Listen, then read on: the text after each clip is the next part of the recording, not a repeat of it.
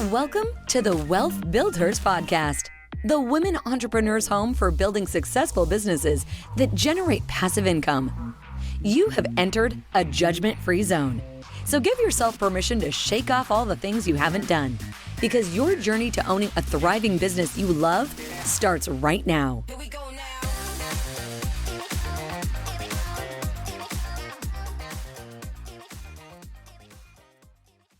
Welcome, everybody, to the Wealth BuildHERS podcast. Today, we are here with Dr. Erin Hudson. Hello, Erin. How are you, ma'am? So very good. It's so good to be on here with you lovely ladies. Thanks for having me. I hope to add some serious value to your listeners today. Thank you so much for coming on. So, Erin, you have a very different background from the other guests we've had on the show, being that you are a doctor. And if you will tell us a little bit about that and how your chiropractic practice maybe kind of led you into real estate, or how did all of that come about? Sure. Literally, I could write a book. I don't want to bore you too much, but we'll take it to the high level. And I think it really all just started, if we go back to my family and where I grew up, right? I just wonder if some of your listeners, and for those of you out there, I sure wish I could see your face, and get a thumbs up and let me know that I'm not alone. But truly, I grew up in this household with 4 other brothers and sisters, one of 5, had amazing parents that were super committed, super loyal, but there was something missing in our household. And what it was is we did not talk about finances. We did not talk about seed duplication. We didn't talk about our future. We didn't talk about what we're going to do when we retire. We just didn't live that kind of life. It was really more of my parents worked for somebody else, building their dream and working that 9 to 5, coming home completely exhausted. And bless their hearts, they wanted to do the best, or they did do the best that they could. They just didn't have the tools that I have today. And so I'm just on this massive mission to not just share with my family and my own kids, but really to change the lives of others. There's uber wealthy out there. That's not who I'm going for. I'm going for the average person that really wants to make a difference, build their legacy, and help grow their empire. And so really it came back from, living that life that was not full of abundance to knowing that darn well each one of us are entitled and worthy of abundance if that's truly what our hearts desire. So that's kind of where my start is as far as growing up in the household that I came from. And because my parents were so busy building somebody else's dream, I knew that I wanted to be my own boss. I knew that the sky was the limit and I was in charge, and I just had to walk it out, right? And so when you find out the good news and that it's all possible, there's like a nonstop that takes place. And I know that each one of us on this call are entrepreneurs, and we have that entrepreneurial spirit. It's just a matter of to what level, right? And so when you hear the good news that the sky's the limit and go for what you want because you can have it, there's no breaks. It's just like, go for it, right? And so with that being said, I decided that I wanted to become a doctor and be my own boss, right? After seeing my parents work for bosses, I was like, I don't want any of that. I want to be the boss, right? And so I became a doctor. Within a year, I opened up my second practice, had 30 team members that were working in my practices. Absolutely love them. They were my right arm, my left arm, my right leg, and my left leg, right? And so there's no way that I could do it without them. So please don't discount any of that. It was a lovely time. And I think that is truly what has gotten me to where I am. It's all a stepping stone, right? Although I wish I would have got started in multifamily before I went through all the things that I went through in real estate and in private practice, but I knew it was all for but a reason, right? And that is what has launched me just in this massive way in the real estate space and helping people propel their future and their livelihood. So I'll pause for a second and see what questions and where you'd like me to hone in on. Yeah, no, I want to unpack that just a little bit, what you were saying about family. Because I think that for a lot of us growing up with blue collar parents, or parents that maybe were white collar, but they worked for someone else, that it is a paradigm or like a mind shift to think about being a business owner and being successful enough to be able to actually make a living. Because it's like scary trying to be an entrepreneur. Yeah. No, absolutely. There's no doubt about that. But here's the thing. I think that the most important thing for all of us is to really work on our limiting beliefs and figuring out what we're capable of, and where we lack, we need to be empowered. And when we hone in on that and we really sharpen our craft, this, like, truly, I know it sounds crazy, but I feel like at this place in my life, there's nothing that I can't do. It really goes back to how bad do you want it, and how resourceful are you willing to be, right? And it's really about relationships and building and helping other people win at the game of life. And when you help them win at life, it's the law of reciprocity. As I think it was Zig Ziglar says it best. If I help you get what you want, Renee, you're going to get what I'm going to get what I want, right? And so it's really truly about other people. And I think Miss Camille, who I've been friends with, who I feel like it's been eons and it's been for a short duration, but I absolutely love her, because truly, I think she'll tell you, this girl, she'll tell you that every time that we talk, I always say before I end my call, like, girl, what can I do for you? What do you need help with?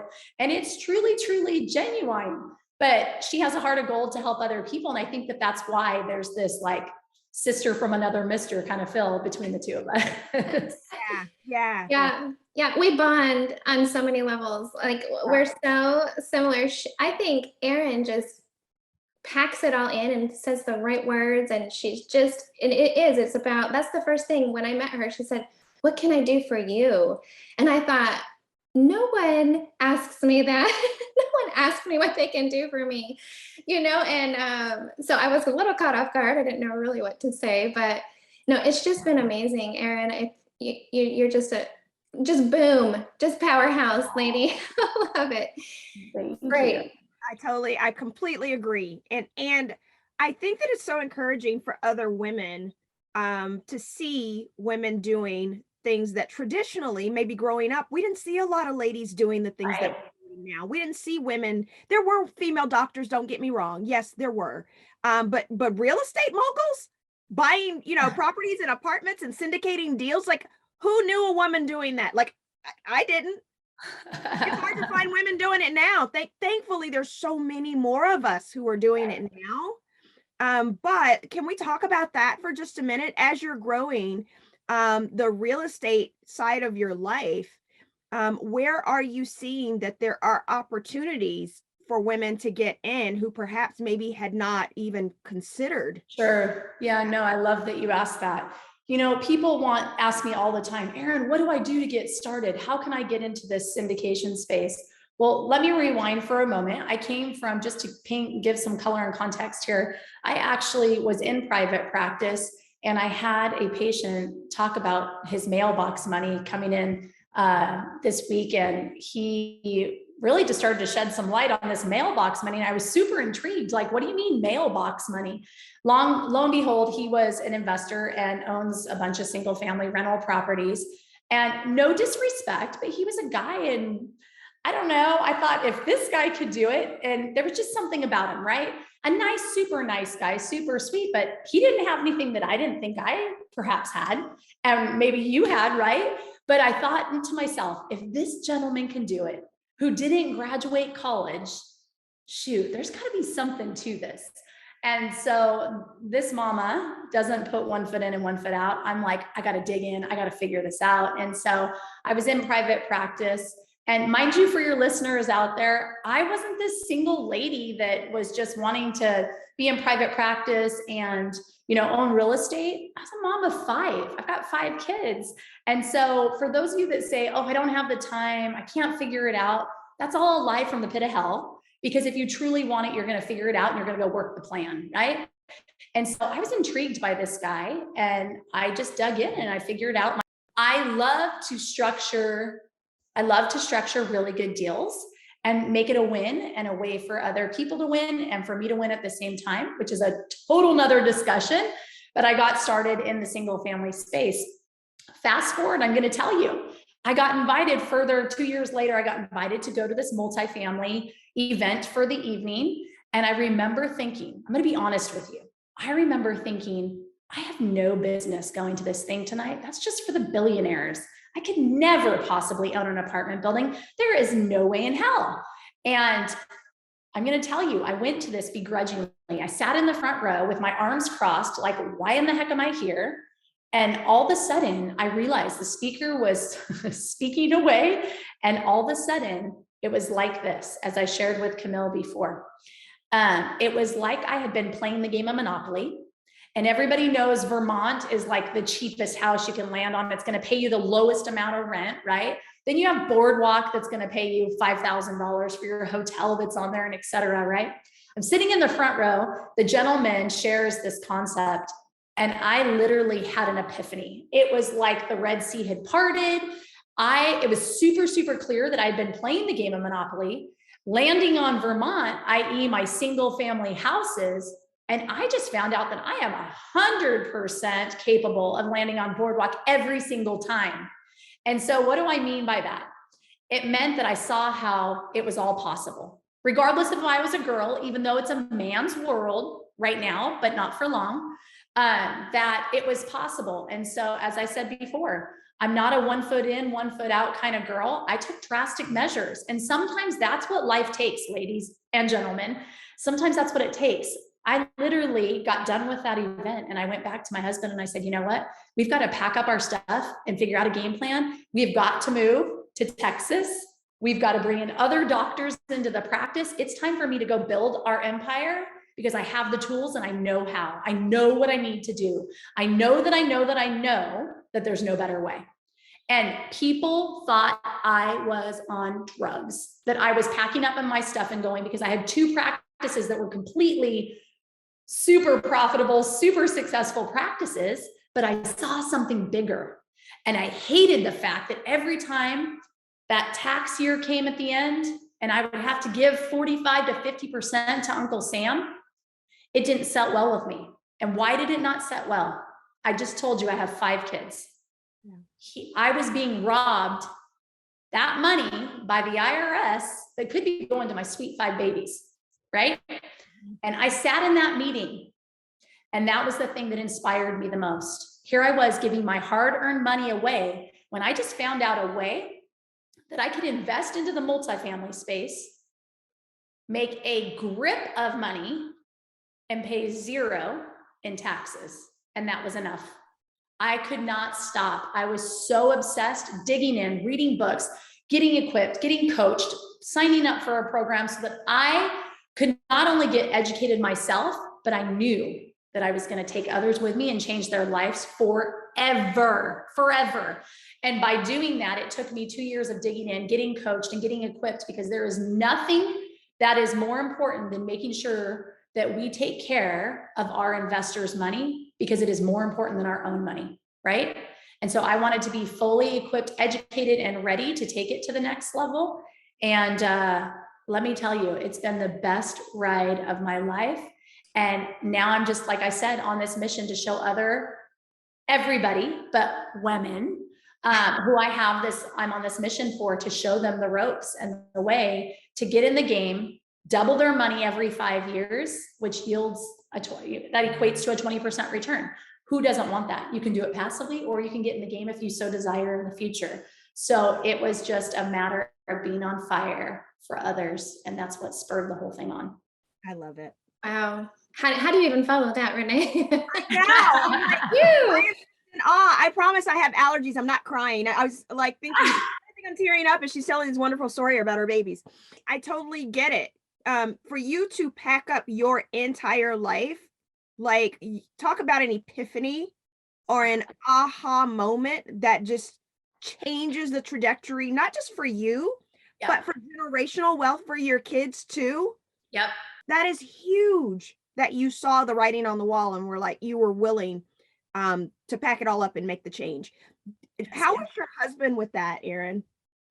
Well, listen, it's like, what do they say? Opposites attract, right?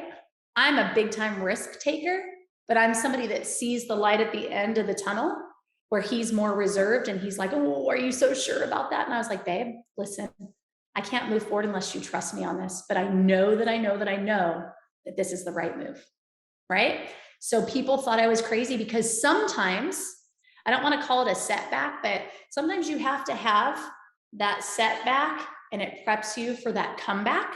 And that's exactly what this was. And what do I mean by that?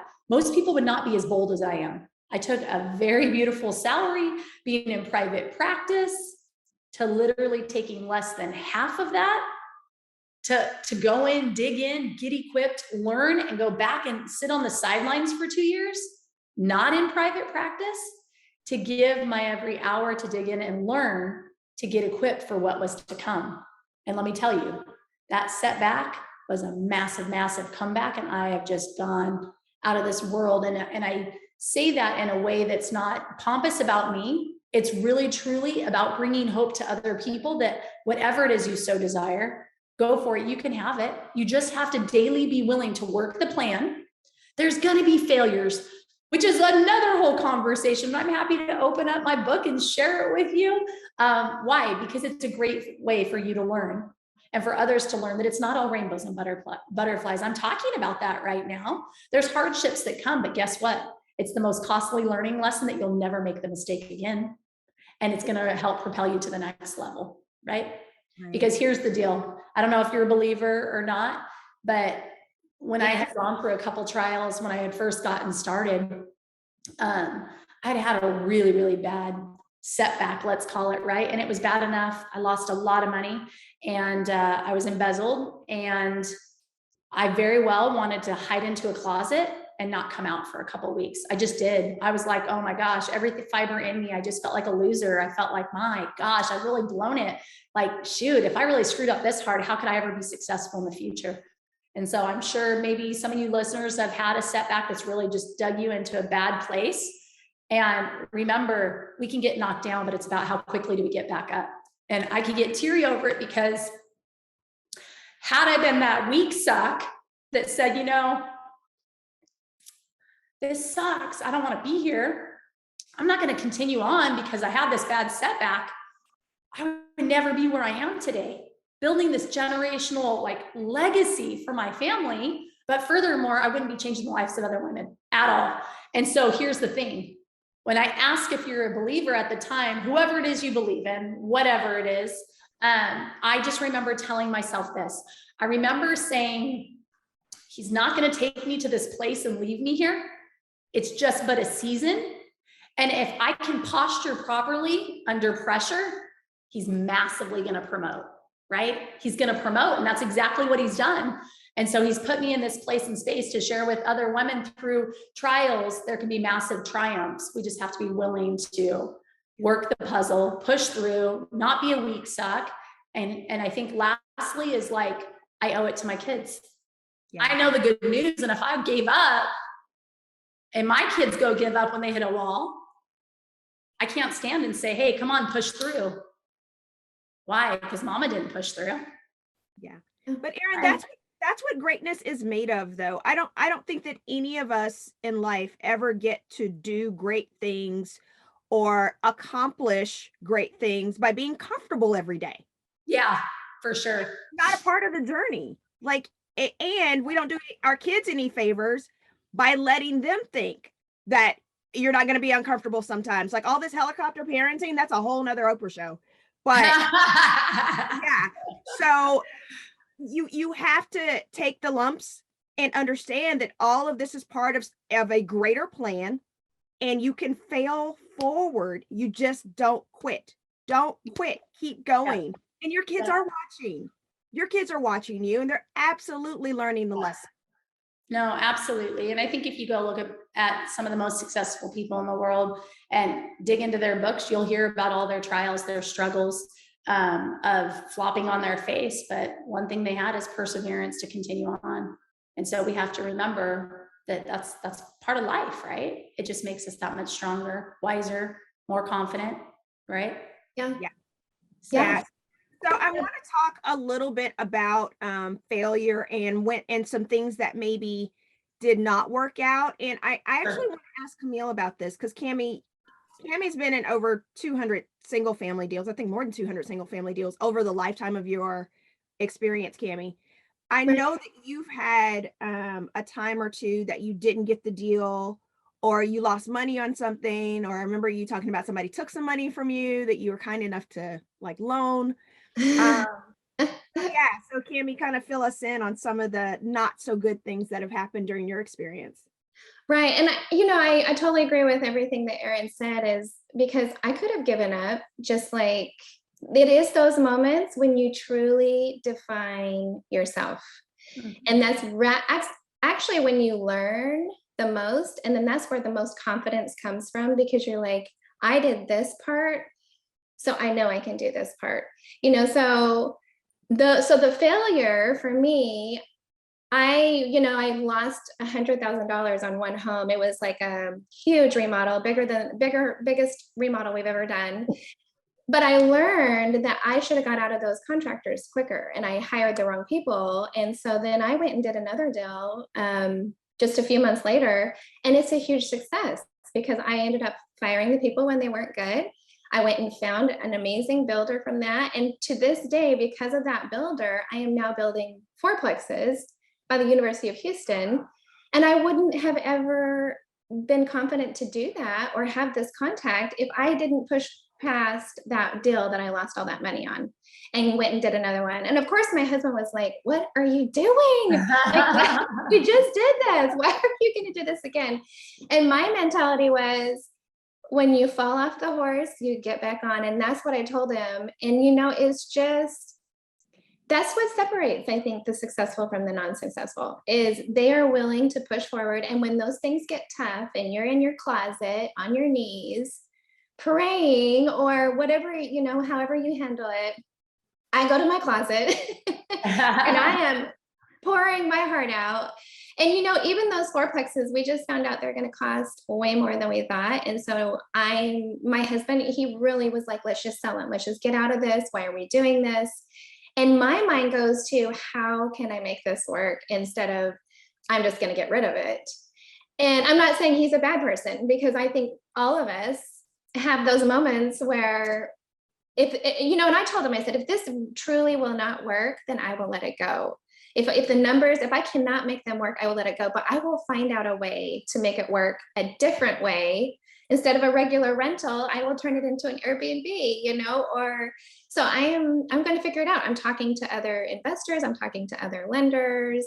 So I guess the mindset of like, figure out something different, or when a roadblock comes in your way, find options, right? There is options. And I think solving a problem and looking for other options, we usually find it. We can usually find another answer. Yeah, so sure. I agree with you. Yeah, I love the mindset though, because what I hear you saying, Erin, is that even though you felt broken, you fought through it. And Cammy, for you, even though, you lost all the money, your mind went to, how can I fix this, or just get back on the horse again? yeah. So the idea where I was trying to go with this is just, be encouraged. And Erin, I think you said that, just be encouraged to the audience that, that you are not down for the count. You can absolutely do this.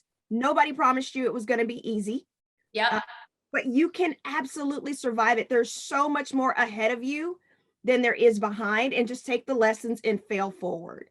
So that's, listen, I'll just stack on that real quick, Renee, because look, when all of that had gone and I was in that bad place for a wee bit, and I pushed through that, that is when I was able to have more success, co-founded Quattro Capital. And my goodness, now I've got a team that I'm in alignment with that has a heart to do good for people. And you look, these two can coexist at the same time. Some people think that, oh, you can't do good and make money, but guess what? You absolutely can. They coexist together. And so I've got 4 other partners where we are just so like-minded, wanting to do good for other people. And I kid you not, that's where the magic happens. When you have synergy with partners, where their strength is your weakness, there is this beautiful magical orchestra that takes place. And together, we've been together now for just under 3 years, and we've already closed on 26 apartment buildings. We care for 1,653 families today. And there is no way I could have done it on my own. I'm not a one-man show, but when you link up with incredible people that are strategic, synergistic, and you think alike, and your goals and your missions are on the same page, that is when you together can band together and make a difference in this world. And that's truly what has happened, for sure.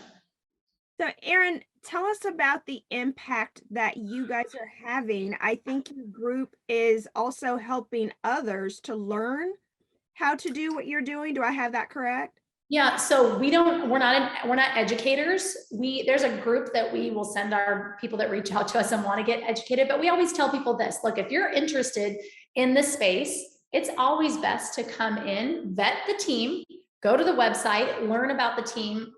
You can find us at the Quattro Way, QUATTROWAY. At the Quattro Way, you can learn about the team. I will tell you something, no matter what business you're a part of, it doesn't matter whether it's syndication, any type of business, and you're going to link up with partners. Partners are the number one most important piece of the whole entire puzzle. And so I always encourage people, go over to our website, watch each of our 30-second videos, see if your gut aligns with us and who we are as a team, right?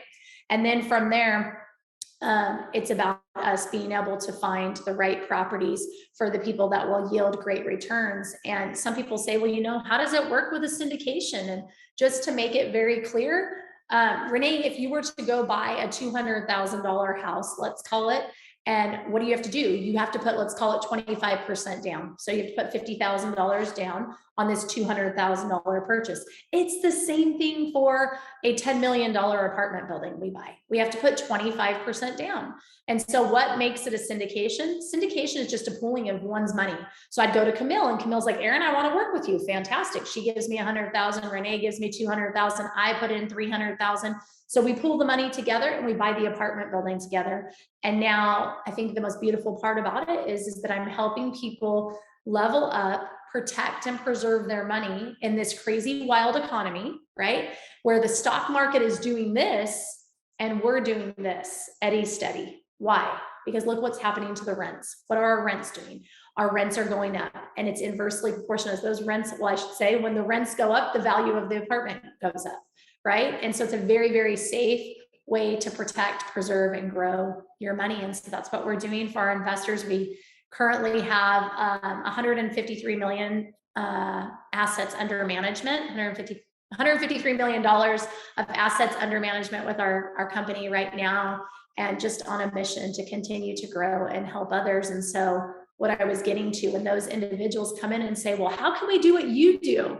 Yes, it's possible, but I highly recommend jumping in as an investor first. Learn about the team, see what it's like, get your quarterly, financial updates from us, get your distributions, feel comfortable, get excited about the space, and then absolutely dig in, and we can connect those to, educational programs where you can do what we're doing. It takes a team. It's not a one-man show. Ms. Camille does it very well in the single family space, whereas I had previously, and it's absolutely doable as a one-man show. The multifamily is, you're going to definitely want strategic partners.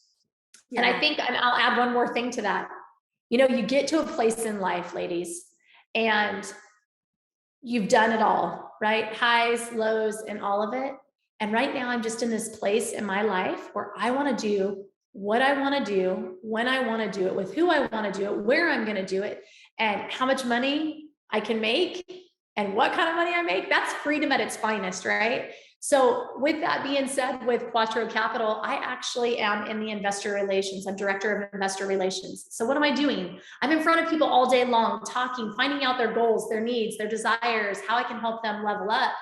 And I think probably what surprises them the most when I get on calls with them, I'm not asking for their money. I could care less.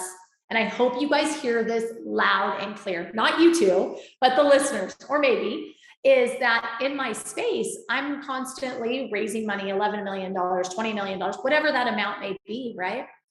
And if I could share anything with you, it would be that don't make it about the ask. So many people will call me and say, Erin, how do you raise $20 million in 4.5 weeks? This is crazy.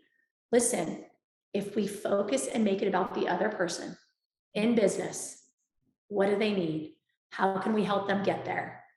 You become magnetic. People become attracted to you. They want to play in your circle. They want a piece of whatever it is that you're doing. So I don't even have to ask for money. They will say, hey, is there room for me to get in? And can I put 300? Can I put $1 million? Whatever it may be. But listen, the net of it is this. There is so much money out there. looking to work with great people, and for them to know, or for them to feel confident that they know you, like you, and trust you. And if you've got that 3-factor prong, it's a done deal.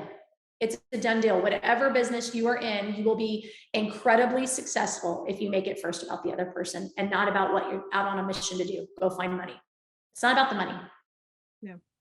And I think that's the most attractive thing, is that if people see that you are doing great work, you're providing an excellent product, and they trust the information, the content that you're providing, they can see historically what you've done in the past. As a syndication investor, as a passive investor myself, I totally appreciate when the group that I'm investing with is as transparent as possible, Sure. because that gives me some indication of what I'm dealing with. I do have a question for you though about, and this may be a different subject, but you mentioned earlier about seed duplication. Yes. And I wanted to just kind of get an idea. Can you define that for us and tell us what you mean when you say seed duplication? Yeah. So listen, I like to make it as layman's terms as possible, and I'll use my 5 kids, right? So with my 5 kids, they've got, for example, two of my kids each have their own little Airbnb. One's 15, one's 17. And I'm just going to talk really quickly on this.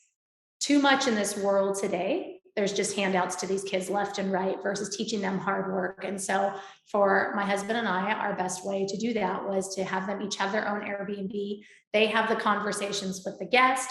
They earn 50% of whatever that Airbnb pushes off. It's in a debit card. The other 50% is for duplication. And I'm going to talk about that in a second, but I want you to hear the power of this. 50% of that goes to their debit card. They use that debit card to buy their school clothes, to buy their Amazon, their DoorDash, their et cetera, et cetera, et cetera. Mom does not give out money. They've got to go work for it. They've got to go earn it, right? So why do we tell them that they have to put the other 50% in their savings account?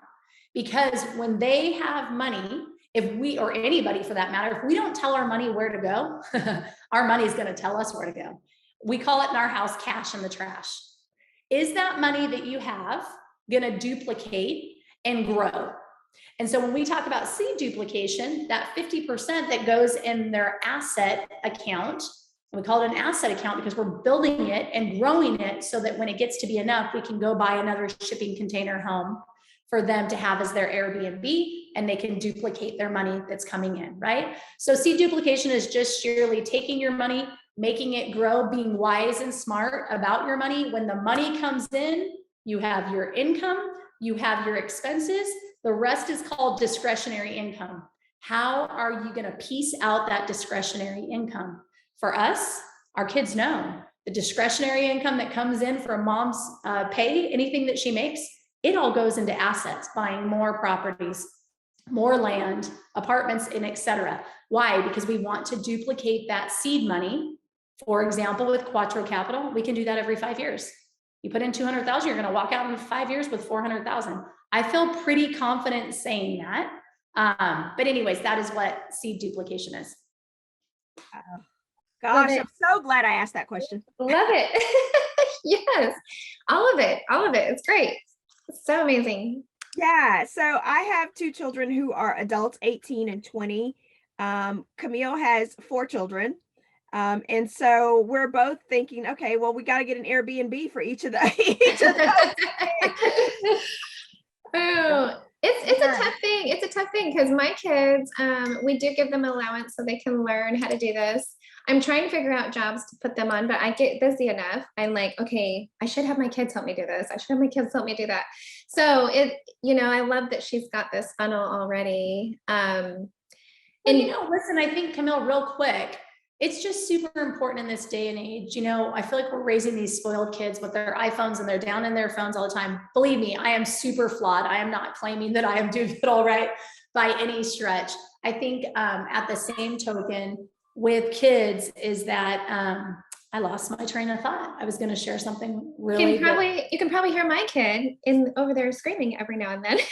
That's probably how you lost your train of thought. No, but I just think that with kids, they're super, super entitled. I know what I was going to share with you. Yeah. My daughter just turned 16. She wants a car. A lot of the kids around here, it's their 16th birthday, they get a car. Well, in our house, that's just not quite kind of how it works, right? And so my daughter was pleading her case about how she needed a car. And my husband said, well, go give us a presentation. So she went and put her little PowerPoint together and she put her plan together. Like, my payment's going to be $300 a month. I know you guys said that you would pay for a portion of it. So of mine, I've got to work 4 days a week for 4 hours a day. And she had it all it was all on a spreadsheet. And she said, and mom's agreed to let me work with her. It was a matter of her working up at the pool or her working in mama's office. Well, listen, I want to teach my kids and give it and pass on all the goodness that I know. Sometimes it's hard for kids to even give a rip and want to know what you do or even care because they're so used to it, right? It's like it's taken for granted, so to speak. And so we finally got her to that place that she's going to work for 4 hours a week in mama's office during this whole summer so that she can pay for a portion of her car. So do I really just want to buy him a car and do that? I do, but it's not the best thing for us to do. We're totally creating a problematic, we're creating a monster, so to speak. I've got him in my house. I need to hone it in at times, right? We do the best that we can, but it is hard being a mom and, that balance of, what is right, should we not type of thing. So yeah, absolutely. So on that, and I know we're getting off on the mom tangent, but that's okay because that's who we are. My daughter my daughter and my son are going to Italy this summer, and so they need cash to get around while they're there. So since my daughter's been in college, she's spent a lot of her money just on her supplies and personal things, which was our agreement. She'd have a little job while she was at college and she spent her own money, which she's doing. So for this trip to Italy, I agreed to give her, my husband and I are going to give her her pocket change to walk around with, which is like $800.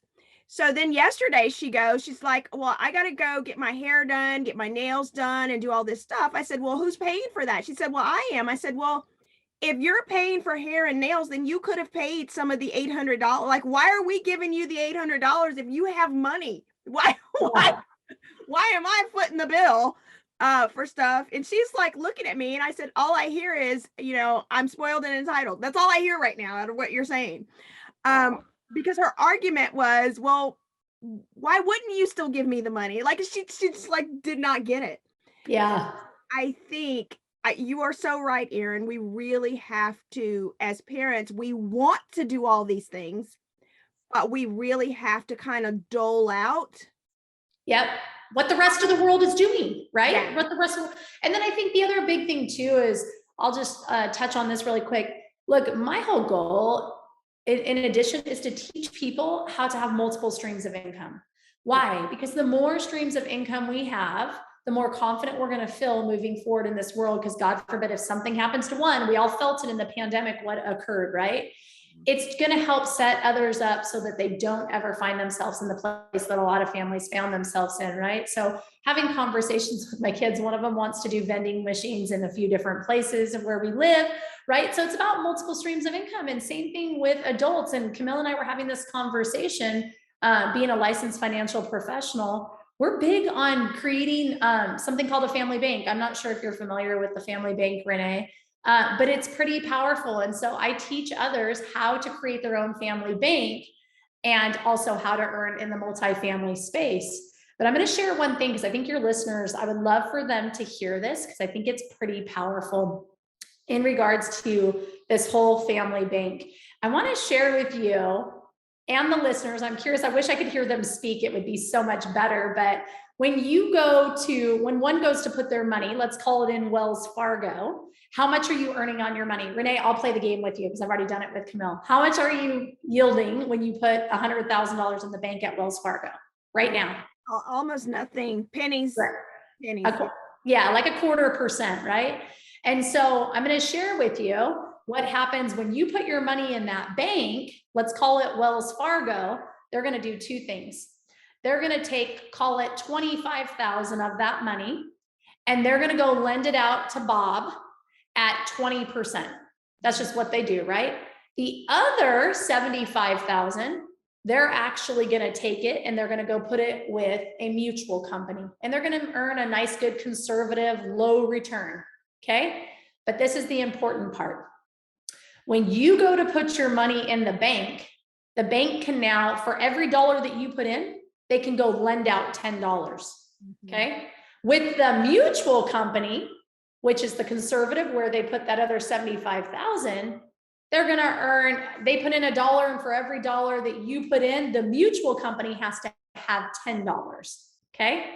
So again, you put $1 in the bank, they can lend out 10. You put $1 in the mutual company, they have to have 10. So when the pandemic happens, Renee, which one is more likely to fail? Is it the bank or is it the mutual company? The mutual company. No. The bank, because they're over lending. They're overextended. Yes. Yeah. And so we all felt that when the pandemic happened, we saw banks closing left and right. So then I come back to Camille and I say, Camille, with your money, do you want to put it in the bank or do you want to put your money where the banks put their money? Gotcha. To protect it, right? We want to put it with the mutual company because we know it's going to be the most safe. So I get out there and I help others.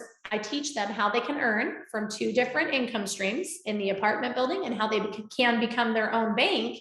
And I show them how to optimize. And what does that do for our people? It gives them confidence. Why? Because they no longer have 1 stream of income. They now have 2. Could you imagine when an individual has 3, maybe 4? It gives confidence to our people and lets them reach for the stars even more. It helps them to climb the rungs of the ladder one at a time, because now they feel more bold, they feel more confident, they can step up, they can get resourceful, they get new relationships, and they figure out how to navigate in this world feeling much more free and not like, oh my gosh, what happens if I lose my job? Our goal is to have a couple different income streams so that we can make it in this world and win at the same time, right? Yeah. Absolutely. Yeah. Oh, that is such good stuff, Erin. So we want to thank you for being on the show today. We also want to connect people with you. If they're interested in investing or finding out more, you gave us your website earlier. Can you tell us what it is one more time? Yeah, no, absolutely. It's www.thequattro, QUATTROWAY.com. So thequattroway.com, or you can certainly find me on social media, LinkedIn, Facebook, Erin Hudson. I would love to connect with you, but either way, for those that are listening, I really want to help you win. And you can even feel free to shoot me a text. I'm going to give out my number. I've never done this before, but I'm feeling it. So I'm going to do it. 949-510-3351. Shoot me a text message. I would love to send you my calendar link. Happy to get on a 15-minute consult with you and find out how I can help you move your needle forward for sure. Love you so much. Thank you so much, Erin. This has been a phenomenal call. So much learning, so much education. For me personally, like I'm learning. And so I know that for the listeners, it's just so very helpful. Camille was absolutely right. Camille, you hit it out of the park with this one. Yeah. Oh, yes. Yes. I just want to take her in my back pocket and just take her around with me everywhere. Oh, y'all are say everything I feel inside, this woman can explain it for you. So I love it.